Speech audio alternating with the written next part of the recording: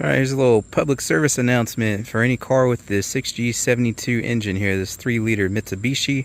It's in the Stratus and Avenger and 3000 GTs and the Stealths and many others that I'm forgetting. But it took me forever to figure this out because I didn't know and I could not find any information on it. But this thing skipped time on me, and I previously replaced the hydraulic tensioner here, new belt, water pump, all that good stuff, and then it skipped time on me again. Well, I found out the reason for that is because this thing has a dual tensioner right here. I thought this was just like basically an idler pulley. I mean, it's the tensioner pulley because your hydraulic tensioner pushes against this arm and pushes that pulley against the belt, right? Like so. However, this is a dual tensioning system. This freaking pulley spins on this bolt here, and it can go further out or further in. I'm going to try to show you that right now. Okay. It's a little, I should have probably showed this before I had it on the car, but watch this thing spin. You see how the pulley is offset to the left from the bolt right now because the bolt's not in the center? See that? It's spinning down and towards the belt and making the belt tighter. Look. See that? So what you're supposed to do is get your hydraulic tensioner set behind the arm of that pulley there, like I have it, with it compressed. You can see I got my pin in there to hold it in its compressed state. And then you're supposed to adjust this. It's going to be like a two-handed affair. It's going to be a little bit of a pain in the butt, but you're supposed to adjust it with this tensioner, the hydraulic tensioner in place, yet compressed. Spin that out to where it's tight against the belt and makes the belt tight all the way around. Then get your bolt torqued down there to hold that position, and then you pull the pin to release the hydraulic tensioner to put even more tension against that. So if you just throw this on and this thing spun all the way down like it is and not putting any pressure against the belt, that's why it's skipping teeth. So you have to spin that sucker out, get tension on it via this tensioner here, this freaking pulley tensioner, and then finally release the tension on your hydraulic tensioner. Originally I found a bad hydraulic tensioner on there, which I believed to be the only tensioner. And boy was I wrong. I replaced that. The car ran fantastic for a few hundred miles, and then I went to start it up one day and it just started immediately running like crap, like it was running on 3 cylinders. I got a P0300 random misfire code. The whole entire front half of the engine here, all 3 of these cylinders misfiring, and that's why. It's because this cam here skipped 2 teeth on me. Thankfully not enough to destroy the engine, anything like that.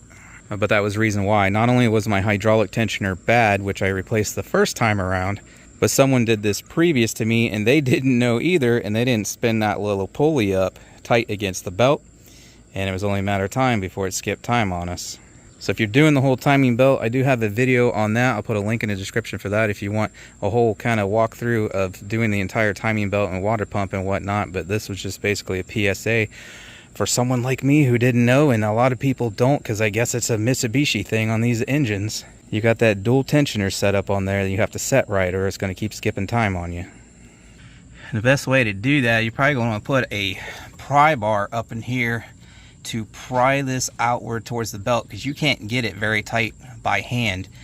Pry it against that belt to where that belt's nice and tight, and then while prying, tighten that bolt down to hold that position. I just don't think, I think what happened was the previous person, they just held it in place by hand. I was just trying to do that, but I noticed my belt was still pretty loose back here, even though I was spinning it out as hard as I could with my hands. So you're going to want to get a pry bar in there, pry it against that to push it on this belt real nice and tight, and then torque your bolt down. Alright, that was a little difficult by myself. Best thing I found was this pickle fork ball joint remover. Shove it up in there. I'd have to spin it up some with my hand first, then stick that in there, pry against it. I was having issues at first not getting it tight enough until I started using that pickle fork, and then I actually got it too tight because it was so tight it compressed this hydraulic tensioner even more. You see my little pin here, how loose it is? It was smashed onto this pin. I couldn't even move it out, and it was like super tight. You see how this belt has some play right now? So I had read, if you get it just right, you should be able to slide your pin in and out real easy like that. It shouldn't be caught one way or the other. So I have achieved that here. And yeah, I actually somehow managed to get it too tight to where I couldn't even get this thing out. You see it's got some play now. So about like that. That's what it looks like in relation to those holes being spun out towards the belt. And I can pull this out super easy because it's not even holding it down. It was like perfectly neutral there. If I didn't tighten it enough, it'd be putting pressure on this. And this belt, the first time or two I got it and tightened it down, this belt was still really loose. So I kept trying, and that's when I found that pickle fork gave me the leverage I needed to get it nice and tight.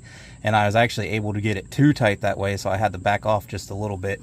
But again, that's the orientation, roughly what it should look like. And your pin here shouldn't drag very much or at all if you get it just right.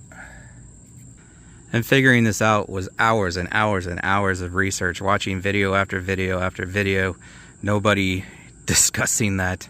Hours of researching Google and reading through threads of people doing this, and why is my car doing this, and how to do the timing belt. And I finally found one that actually addressed that, somebody who actually knew. So hopefully if you're trying to figure out why yours is skipping time too, hopefully you find this video first. That's the whole point of this video, instead of having to go through hours and hours and hours of research, and especially those hours of research and still not finding the answer. That's why I make these videos. If you hadn't seen any of the previous videos before this one, as I said, it skipped timing, so it was just running real bad. Pretty apparent misfire at startup and idle, and especially driving around, obviously. So now that she's all put back together,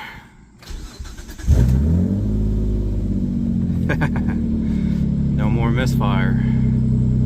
That's the second time I've had to do that. Well, third time on the belt, because first I replaced that hydraulic tensioner like I said, but the one I replaced it with freaking failed on me. I caught that doing all the water pump. I tried to skip the water pump at first, but I was having a leak where the water pipe goes into the housing of the water pump. So then I did the water pump, and then when I pulled the timing cover back off to do the water pump, I noticed that my timing belt was loose again, even though I just put a brand new hydraulic tensioner on there. So replaced that tensioner with about the most expensive one you could get while I was doing the water pump.